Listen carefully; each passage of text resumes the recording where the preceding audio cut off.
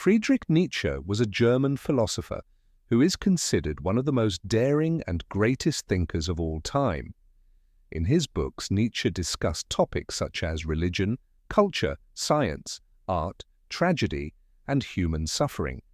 Many of his ideas are so controversial that you cannot ignore them, even if you want to, and they compel you to think more deeply. Anyone who seeks answers to philosophical questions related to existence inevitably begins their journey by reading Nietzsche. Well, this is why Nietzsche has influenced many great philosophers and psychologists. In this episode, we will discuss one of his most important and practical ideas. First lesson: Nietzsche believed that no one can ever become great or truly enjoy life unless they test themselves by placing themselves in dangerous situations. We must regularly push our limits. This is the only way we can step out of our comfort zone and overcome challenges. Nietzsche does not support those who always live in fear and run away from the light. Instead, he admires unique individuals who thrive in chaos and uncertainty, and who do not care about the opinions of ordinary people who have become slaves to their own intellect. Nietzsche refers to such weak-minded people as the last men because they are always confined to the safety of their homes, schools, colleges, or offices. If you want to experience the true essence of life, you must face many challenges. You must not only fill your pockets, but also your heart.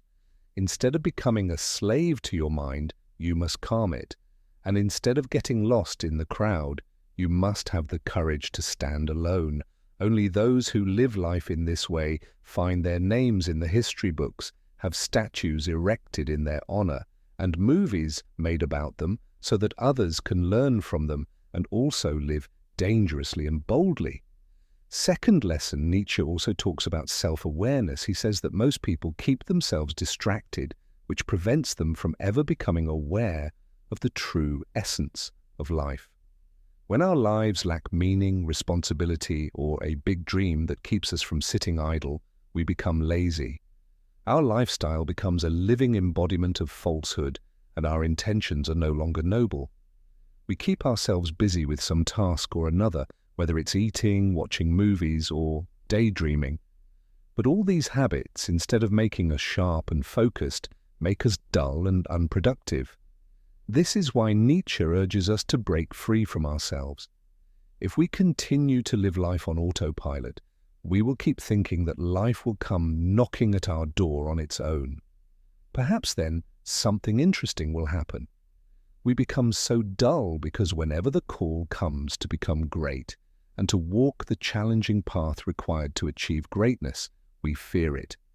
Later, when we start failing in life, we begin to justify our inaction by saying things like, "I never wanted to earn a lot of money anyway," "money isn't everything," or someone who fails to find a loving and stable partner, or who doesn't provide any value in a relationship says, "Relationships and love are nonsense, chase money instead."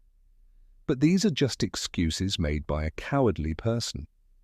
On the other hand, a person who takes responsibility for their own life becomes successful in every area of life. Therefore, only do the work that lifts you up, rather than what brings you down and makes you dull. Third lesson, Nietzsche says that a person who has a strong why can overcome even the most difficult challenges in the world. According to Nietzsche, we should live life in such a way that whenever we look at ourselves in the mirror, we feel proud, not ashamed. We should act not out of fear of some external authority, but out of fear of our own judgment of our future. So that 10 years later, your future self thanks your present self for working hard, rather than hitting yourself with regret, thinking, "I wish I hadn't wasted my time." Therefore, always be true to yourself and have the courage to follow your interests. All other problems are insignificant in comparison. Fourth lesson, Nietzsche talks about suffering. Most of the time, suffering is portrayed as negative, and it is said that the less suffering there is in the world, the better. However, Nietzsche says that whatever does not kill us makes us stronger. In other words, We should live life like a phoenix. We should take so many risks and endure so much hardship that under their weight, the parts of us that hinder our growth die, and the parts that can make us better individuals grow stronger. Nietzsche says that sometimes, to grow, we must allow ourselves to be destroyed in some way so that we can be reborn and rise again. See your suffering as an opportunity for growth. The more connected you are to light, the more connected you should also be to darkness. Befriend both so that you can remain balanced in both joy and sorrow. Fifth lesson, preserve your life force. In one of his essays, Nietzsche advises us to stay away from people who are hollow and drain our energy. He compares such people to blood-sucking mosquitoes. Many people come to us pretending to be innocent and sweet, but in reality they envy us and, thinking they are better than us, try to hurt us. Do not let such mosquito-like people hover around you. Spend time only with those who do not steal your energy, but are so overflowing with positivity that they leave you with some of their positive energy. Sixth lesson, resentment makes one toxic. Make sure to eliminate toxicity from your life. No matter how bad things get, whether you lose your job, a relative insults you, or your partner breaks up with you, you must not harbor hatred or bitterness in your heart for anyone. Nietzsche says that not taking your enemies and tragedies seriously is a sign of a strong character. Resentment is like poison that spreads rapidly in our bodies. So if you feel resentment or hatred towards others, catch yourself and remind yourself that this emotion is negatively influencing you.